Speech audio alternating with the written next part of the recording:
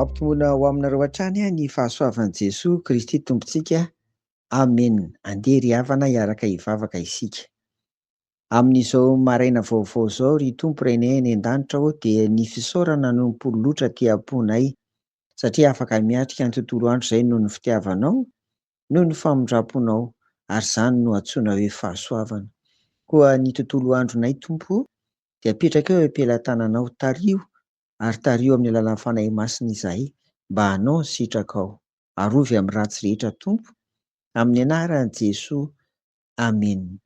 Natombotsika omaly ny niresahana ny amin'ny atao hoe antso. Izany dia mifanaraka amin'ny lohahevitra volana Jolay manao hoe olom-boantso ny mpino. Ho antsika zanaky ny testamenta vaovao ankehitriny ry havana dia izao: tao amin'ny batisa no niantsoan'Andriamanitra antsika tsirairay avy ho zanany.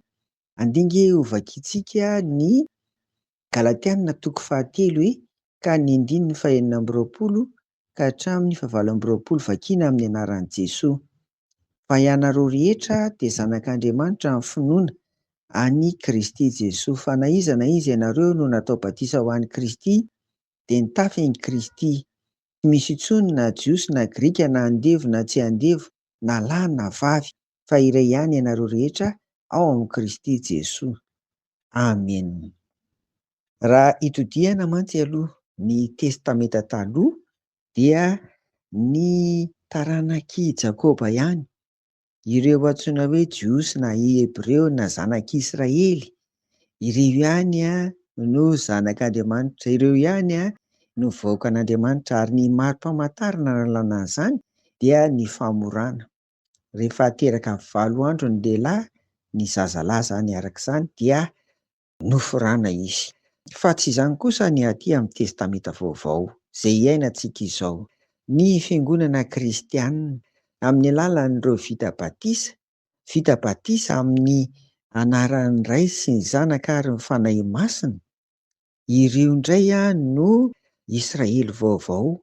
Ireo no fiangonana kristianina, ary ireo no olom-boantso natsoina ho zanak'Andriamanitra. Tsisy hakanavaka io izany, fa izay mino an'i Jesoa, na lahy na vavy na kely na lehibe, niza mino an'i Jesoa ary dia natao batisa amin'ny anaran'ny Ray sy ny Zanaka ary ny fanahy masina dia tonga zanak'Andriamanitra izy ireo, olom-boantso zanak'Andriamanitra. Ry havako, ho antsika izao mino fa maro ny vita batisa, ary tsy nijanona teo amin'ny batisa ihany fa efa mpandray ny fanasan'ny tompoko.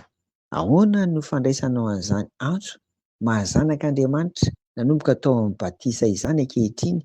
Manahoana ny fiainanao an'izany eo anivon'ny maha ianao anao? Ohatra zao za raim-pianakaviana aho ato amin'ity tokantrano ity, nefa koa dia vady ato amin'ity tokantrano ity. Ahoana ny fiainako an'izany hoe olom-boantso zanak'Andriamanitra izany?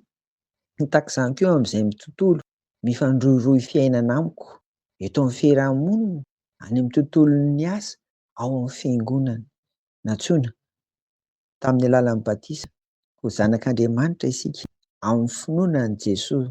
Hoeritreretintsika indray izay manavao, hoentina manavao ny fiainantsika tsirairay avy ry havana ao anatin'izany.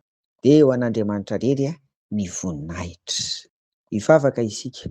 Misaotra aminao Tompo fa natsoinao ho zanakao izahay amin'ny finoanan'i Jesoa Kristy rehefa vita batisa. Koa manomboka izao dia mba ho tandrovanay ho zava-dehibe izany, ka amin'ny ataonay rehetra Tompo, n'aiza n'aiza toerana misy anay, ninona ataonay dia asehonay fa zanakao izay Andriamanitra, amin'ny finoanan'i Jesoa Kristy. Dia amin'ny anaranao novanay an'izany vavaka izany sy hametrahanay ny fiainana iray manontolo, ho eo am-pelantanan'i Jesoa Tompo. Amen. Ho aminareo ny fiadanan'i Jesoa.